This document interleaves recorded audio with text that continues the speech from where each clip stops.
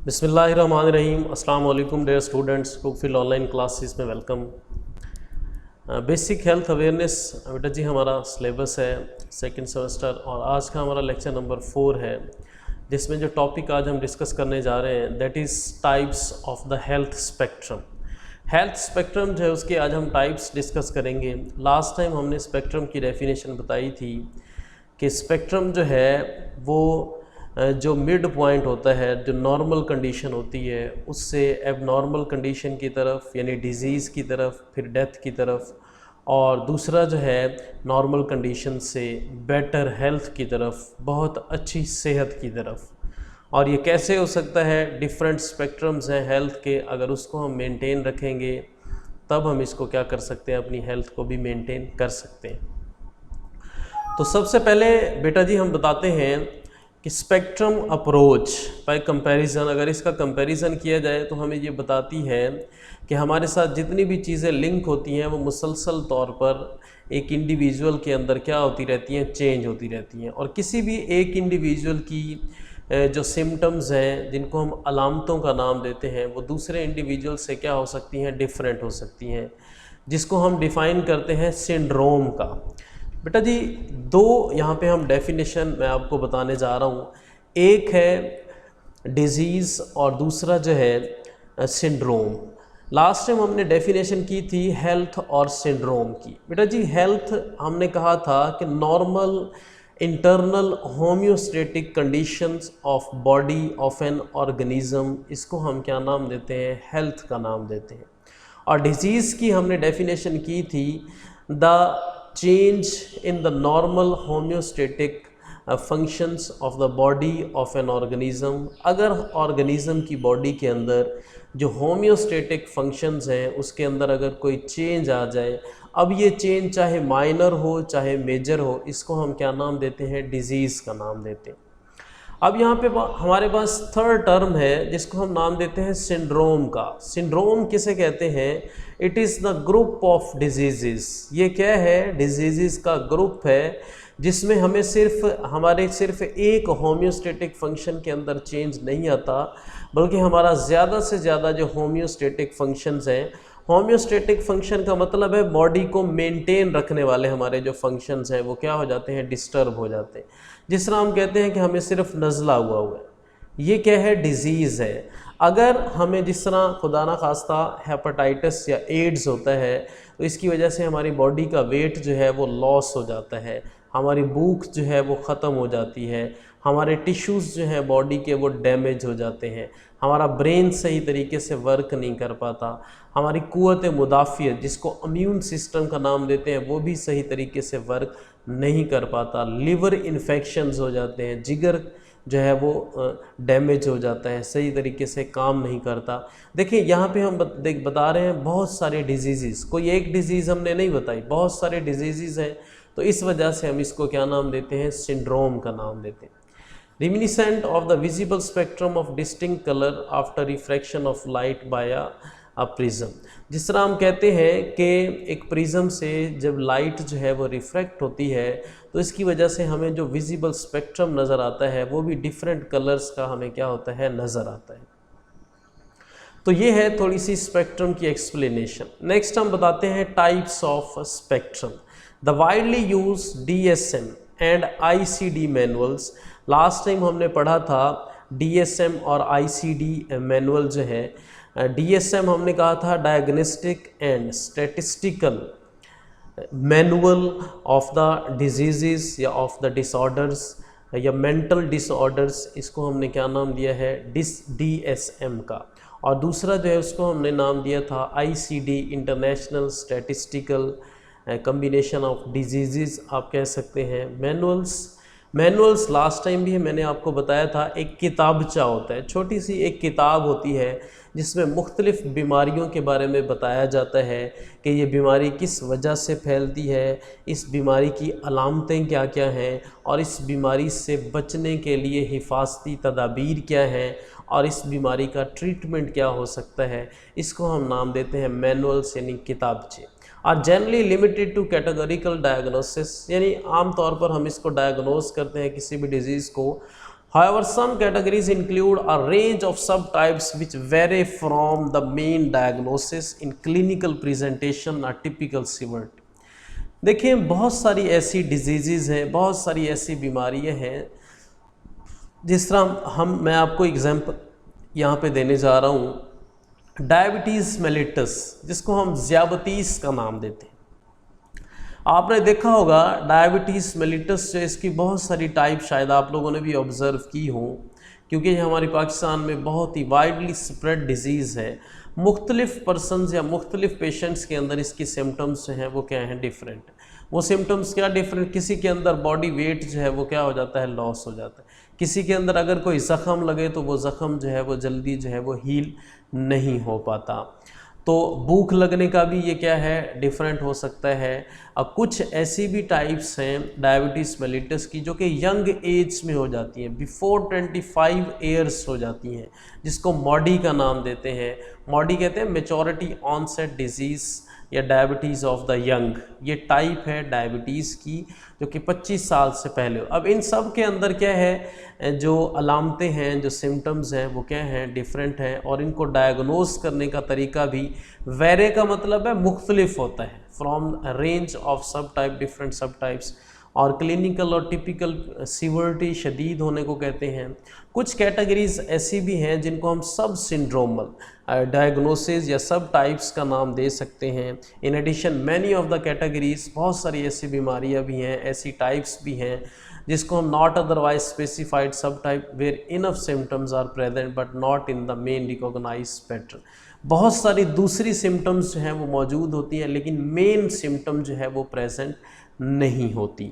In some category this is the most common diagnosis. कुछ categories के अंदर एक ही डिज़ीज़ जो है उसको अगेन एंड अगेन जो है वो क्लिनिकल प्रेजेंटेशन की जाती है, उसकी टिपिकल सिवियरिटी जो है वो बताई जाती है कि ये बीमारी बहुत ज़्यादा फैलती है, जिस तरह आजकल हम बता रहे हैं कोरोना वायरस या कोविड-19 के अगेंस्ट। हाँ बेटा, स्पेक्ट्रम का कंसेप्ट जो है इसको हम इस्तेमाल करते हैं रिसर्च और क्लिनिकल प्रैक्टिस के अंदर, जिसकी वेरियस टाइप्स हैं। एनेक्सिटी कहते हैं परेशानी को, स्ट्रेस भी परेशानी, दबाव को कहते हैं। डिसएसोसिएशन यानी अपने अंदर ऐसे जिस तरह आपका जिस्म टूटा हुआ हो, आप सही तरीके से वर्क परफॉर्म ना कर रहे हो, आपकी बॉडी के डिफरेंट ऑर्गन्स के दरमियान इंटरकनेक्शन ना हो, आपस में जुड़े हुए ना हो। Several types of spectrum are use in this areas, some of which are being considered in the DSM-5। DSM अभी मैंने आपको बताया, diagnostic and statisticals manual of mental disorders. 5 mean ये किताब से की टाइप आप कह सकते हैं। सबसे पहले बेटा जी हम डिस्कस करते हैं आ सोशल एनेक्सिटी स्पेक्ट्रम। सोशल माशी परेशानी, मैंने कपड़े पहन लिए, मैं कैसा दिखता हूँ, मैं कैसा दूसरों को नज़र आऊँगा, मैंने जो कपड़े पहने हुए हैं वो सही तरीके से नहीं पहने हुए, वो मुझे पता नहीं अच्छे लग रहे हैं या नहीं अच्छे लग रहे। These are the social anxieties. ये सोशल एनेक्सिटीज़ या स्ट्रेस भी कह सकते हैं, परेशानी है। This has been defined to span shyness to social anxiety disorder, including typical and atypical presentation, isolated signs and symptoms। Signs अलामतों को कहते हैं, इशारों को कहते हैं, सिम्टम्स भी अलामतों, आइसोलेटेड कहते हैं अलहदा, different, and elements of avoidant personality disorder. Personality disorder जिस तरह मैंने आपको बताया कि मैंने अगर सही तरीके से बाल कटवाए हैं या नहीं कटवाए, पता नहीं लोगों को ये कैसे अच्छे लगेंगे। हाँ, एक बात। दूसरी बात, हम किसी और को देखते हैं कि उसके बाल अच्छे लग रहे हैं, फिर हम भी उसी टेंशन में लग जाते हैं कि मेरे बाल भी बिल्कुल इसी तरह होने चाहिए, मेरा ड्रेस भी बिल्कुल इसी तरह होना चाहिए, ब्रांडेड होना चाहिए। These are the social anxiety, और इनको हम पर्सनैलिटी डिसऑर्डर्स का नाम भी दे सकते हैं। नेक्स्ट है जी आप पैनिक। पैनिक कहते हैं बहुत ही ज़्यादा खौफ को, हैबत को। एगोराफोबिया। एगोराफोबिया कहते हैं बहुत बड़ी जगह पे, खुली जगह पे रहने का जो डर होता है उसको हम क्या नाम देते हैं, एगोराफोबिया का। It is due to the heterogeneity. Heterogeneity इसका दूसरा नाम है डाइवर्सिटी। डाइवर्सिटी कहते हैं बहुत सारी टाइप्स को। Diversity mean there are different kinds of different things. मुख्तलिफ़ चीज़ों की मुख्तलिफ़ किस्मों को हम क्या नाम देते हैं? डाइवर्सिटी का नाम देते हैं। Found in individual clinical presentation of panic disorder and agoraphobia, यानी किसी शख्स के अंदर जो है वो बहुत ज़्यादा डिसऑर्डर्स का, बीमार होने का खौफ पाया जाता है। वो खौफ की वजह से जो है वो दूसरे अपने काम जो है वो सही तरीके से परफॉर्म नहीं कर पाते। और एगोराफोबिया मैंने अभी आपको बताया कि ये बड़ी जगह का जो डर है उसको क्या नाम देते हैं? Agoraphobia. Attempts have been made to identify, बहुत सारी कोशिशें की जा रही हैं कि इन सिम्टम्स को आइडेंटिफाई किया जा सके, इनको पहचाना जा सके कि ये किस किस बीमारी का बायस बनती है। In addition to those included in the DSM diagnosis including through development of dimensional questionnaire मैयर, यानी DSM जो diagnostic and statistical manual of mental disorder है, उसके अंदर उन मैनुअल्स के अंदर बहुत सारे क्वेश्चनर जो हैं, बहुत सारे सवालात जो हैं या क्वेश्चनर मैयर्स जो हैं वो लोगों को बताई गई हैं ताकि वो अपनी डायमेंशंस जो हैं उनको डेवलप कर सकें, अपने आप को मेंटेन कर सकें कि हमें किस रेंज के अंदर रहकर कैसी लाइफ जो है वो स्पेन करनी चाहिए, कैसी ज़िंदगी गुजारनी चाहिए। अगर हम इसी पैनिक में, इसी खौफ में लगे रहेंगे कि मैं कैसा लगूँगा, मुझे दूसरे लोग पसंद करेंगे नहीं करेंगे, तो इस वजह से हमारी हेल्थ जो है वो मेंटेन नहीं रह पाती। नेक्स्ट है जी पोस्ट ट्रॉमेटिक स्ट्रेस स्पेक्ट्रम और ट्रामा। ट्रामा कहते हैं चोट को, एंड लॉस स्पेक्ट्रम, स्पेक्ट्रम का लॉस हो जाना यानी नॉर्मल कंडीशन से दूर चले जाना। Work in this area has sought to go beyond the DSM category and consider in more detail a spectrum of severity of symptoms, यानी सिम्टम्स, अलामतों की सीवर्टी कहते हैं बहुत ज़्यादा शदीद होना। स्पेक्ट्रम के अंदर डिटेल में इसको डिस्कस किया गया है, लेकिन ये DSM डायग्नोस्टिक स्टैटिस्टिकल मैनुअल जो है उसके भी रेंज से ये क्या है, दूर जा चुका है वर्क, यानी उससे भी बहुत ज़्यादा वर्क इस पर करना पड़ेगा। रेदर देन जस्ट प्रेजेंस और absence for diagnostic purposes as well as spectrum in terms of nature of stressor. Stressor परेशान करने वाला, कुदरत के अंदर परेशान करने वाला, जिसकी एग्जांपल हम देते हैं ट्रॉमेटिक इंसिडेंट। अचानक से कोई हमारे साथ कोई हादसा हो जाए, ठीक है, जिस एक्सीडेंट जिस तरह आप कह सकते हैं, उसकी वजह से हमारा मेंटल डिसऑर्डर्स हो जाती हैं, जहन हमारा सही तरीके से काम नहीं करता। फिर हम ये सोचने लग जाते हैं कि अगर मैं ऐसे कर लेता तो मैं बच जाता इस इंसिडेंट से, इस वाक़ये से, और ऐसे कर लेता तो ये हो जाता, ऐसे कर लेता तो अच्छा हो जाता, ऐसे कर लेता तो बुरा हो जाता। And a spectrum of how people respond to trauma, और चोट जो लगी है, मेंटल डिसऑर्डर्स जो आपको हुई है, और फिर इस चीज़ को भी देखना कि किस तरह पीपल जो है वो आपके साथ रिस्पॉन्स करते हैं, किस तरह आपके साथ वो बिहेव करते हैं। This identify a significant amount of symptoms, यानी इसकी वजह से, इन चीज़ों को देखने की वजह से हम बहुत सारी सिम्टम्स जो हैं उनको मैयर कर सकते हैं, उनकी अहमियत जो है पहचान सकते हैं। And impairment below the threshold for DSM diagnosis but nevertheless important and potentially also present in other disorder a person might be diagnosed with, यानी यही जो इम्पेयरमेंट, यानी किसी चीज़ से ना जुड़े रहना, किसी चीज़ से मुनक़ते हो जाना, किसी चीज़ से अपना ताल्लुक़ ख़त्म कर देना। थ्रेशोल्ड कहते हैं वो मिनिमम स्टिमुलस होता है, और स्टिमुलस मीन वो चेंज जो हमें ट्रिगर करता है, हमें इनिशिएट करता है कि हमें ये काम करना चाहिए। And potentially also present in other disorder, और ये बहुत ज़्यादा मजबूत तरीके से दूसरी बीमारियों के अंदर जो शख्स होते हैं उनकी बीमारियों के अंदर भी ये डायग्नोज जो है किया जा सकता है। उसके बाद लास्ट है जी हमारे पास थर्ड टाइप है स्पेक्ट्रम की, डीपर्सनलाइजेशन एंड डीरियलाइजेशन स्पेक्ट्रम। डीपर्सनलाइजेशन यानी अपने आप को ही डीमोटिवेट करते रहना, अपनी पर्सनैलिटी को अंडर एस्टिमेट करते रहना। अगर कहीं पे आप जॉब करते हैं तो आप इस चीज़ से पैनिक हो, इस चीज़ का आपको डर हो कि ये मैं कैसे करूँगा। अच्छा, फिर आप कर भी लेते हैं, फिर कहते हैं पता नहीं ये ठीक मैंने किया भी है या नहीं ठीक किया।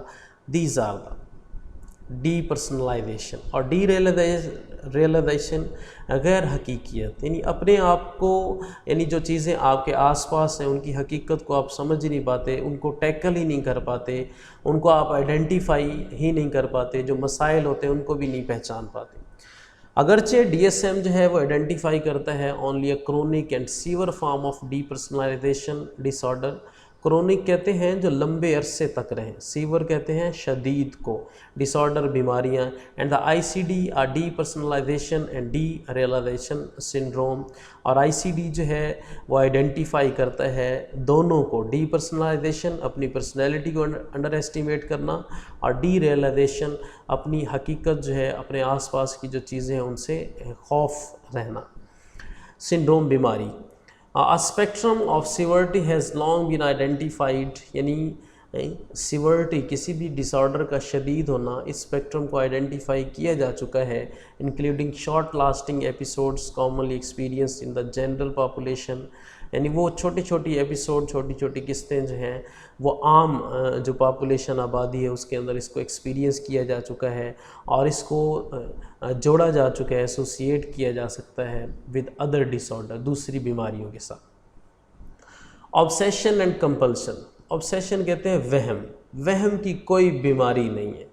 कंपल्सन कहते हैं कोई चीज़ ना हो और हम उसका वहम बनाकर उसी चीज़ के पीछे पड़ जाए, उसी के आगे।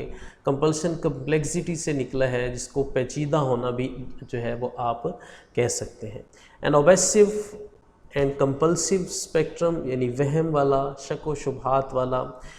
This can include a wide range of disorder from Tourette syndrome to the hypochondrias, as well as form of eating disorder, itself a spectrum of related condition। यानी ईटिंग डिसऑर्डर, बहुत ज़्यादा खाना, बहुत कम खाना, एक डिज़ीज़ है जिसको हम नाम देते हैं बुलिमिया नर्वोसा। बुलिमिया नर्वोसा जो है वो बीमारी है ऑब्सेशन की, वहम की। जो गर्ल्स की एज जो है 16 to 21 ईयर्स होती है, उन गर्ल्स के अंदर बुलिमिया नर्वोसा जो है वो डिज़ीज़ पाई जाती है। और बुलिमिया नर्वोसा एक ऐसी बीमारी है जिसके अंदर इस एज की गर्ल्स जो हैं वो खाती नहीं है, ब्रेड रोटी या कुछ भी नहीं खाती, अपने आप को डाइटिंग पे रखती हैं, हालांकि वो कमज़ोर हो रही होती हैं, हालांकि उनकी बॉडी डीजेनरेट हो रही होती है, उनके मसल्स, उनके टिश्यूज़ जो हैं वो मर रहे होते हैं, डेड हो रहे होते हैं, लेकिन वो इस डर से ज़्यादा नहीं खाती कि कहीं हम मोटे ना हो जाए। हमारी जो स्मार्टनेस है, जो स्लिम बॉडी, जो मेंटेन हेल्दी तो नहीं कह सकते कि जो हमारी जो पोजीशन है, जो शेप है वो चेंज ना हो जाए, बॉडी शेप, इस वजह से वो बहुत ज़्यादा ईटिंग से जो है उससे क्या करती हैं, परहेज़ करती हैं। फिर इसी तरह जो गर्ल्स जो हैं वो 30 ईयर्स से ज़्यादा एज की होती हैं, उनके अंदर भी ये डिज़ीज़ पाई जाती है कि वो बहुत ज़्यादा खाती हैं। वो इस वजह से खाती हैं कि कहीं हम कमज़ोर ना हो जाए। तो these are the disorders of eating disorder, जिसको आप कह सकते हैं। और इसकी एग्जांपल जो है यहाँ पे भी दी गई है, टॉर्टी सिंड्रोम टू द हाइपोकॉन्ड्रियास, डिजीज़ हैं ईटिंग डिसऑर्डर्स से आप कह सकते हैं। तो ये स्पेक्ट्रम है जो रिलेटेड है ऐसी कंडीशन से। लास्ट में हम अपने इस लेक्चर को समराइज़ करते हैं। स्पेक्ट्रम कंसेप्ट ऑफ हेल्थ, यानी हेल्थ का जो स्पेक्ट्रम कंसेप्ट है, यानी नॉर्मल से एक भी पीक है, दूसरी भी पीक है। पीक एक वो है जिसमें बहुत ज़्यादा बीमारियां आपकी बॉडी को घेर लेती हैं, और एक वो पोजीशन है, एक वो पीक है जिसमें आप बिल्कुल सही होते हैं, आपकी बॉडी बिल्कुल एग्जैक्ट होती है। स्पेक्ट्रम कंसेप्ट जो है वो इस बात पे जोर देता है that health of an individual is not static phenomena. मतलब हम ऐसे नहीं कह सकते कि सारी ज़िंदगी हमारी सेहत जो है वो बिल्कुल एक जैसी रहेगी। स्टैटिक कहते हैं एक जैसा, जो मूव ना करता हो, जो हरकत ना करता हो, जो चेंज ना होता हो। लेकिन स्पेक्ट्रम कंसेप्ट की मदद से हमें समझ आया कि जो हेल्थ है that is the dynamic phenomena. Dynamic कहते हैं that change with the passage of time, and a process of continuous change, और मुसलसल चेंज होने वाला ये क्या है, प्रोसेस है, subject to frequent subtle variation, जिसमें कम ज़्यादा, कभी सही कभी गलत, कभी ठीक, कभी अच्छी सेहत होना, कभी बीमारी लग जाना, फिर बीमारी से दोबारा रिकवर हो जाना, बहुत ज़्यादा अच्छी सेहत से बीमारी लग जाना, ये कंडीशन जो है ये देखी गई हैं। मीन्स हम कह सकते हैं कि हमारी हेल्थ जो है वो एक डायनामिक फिनोमिना है, मुसलसल चेंज होने वाला फिनोमिना है, कभी चेंज हो, कभी कैसे हो जाता है, कभी कैसे हो जाता है, यानी हर वक्त ये क्या होती रहती है, चेंज होती रहती है। और हमें चाहिए कि अपनी सेहत जो है इसको क्या करें, मेंटेन करने की कोशिश करें, और सबसे बेहतरीन मेंटेन करने की जो कंडीशंस हैं वो रेगुलर एक्सरसाइज है और रेगुलर डाइट है, और अच्छी खुराक, और मुसलसल वक्फ़ों के बाद रेगुलर, जिसे आप कह सकते हैं डाइटिंग, यानी ईट करना, खाना, और अच्छी एक्सरसाइज जो है ये आपको क्या कर सकती है, मेंटेन कर सकती है। तो ये था बेटा हमारा आज का lecture, types of health spectrum. उम्मीद करता हूँ आपको इस लेक्चर की समझ आई होगी। इंशाल्लाह नेक्स्ट लेक्चर जो है उसमें मुलाकात होगी, और उम्मीद करते हैं कि नेक्स्ट आपका जो लेक्चर है वो फिज़िकल लेक्चर हो, तो उसमें हम इसको मज़ीद डिस्कस करेंगे। तो इस लेक्चर को अच्छे से प्रिपेयर करना है। लॉन्ग क्वेश्चन के लिए आ सकता है, इसकी MCQs आ सकते हैं, शॉर्ट क्वेश्चन आ सकते हैं, और टाइप्स ऑफ स्पेक्ट्रम जो है ये लॉन्ग क्वेश्चन में आ सकता है। तो यहाँ तक आज हम एंड करते हैं। इंशाल्लाह नेक्स्ट लेक्चर में मुलाकात होगी, तब तक के लिए अल्लाह हाफ़िज़।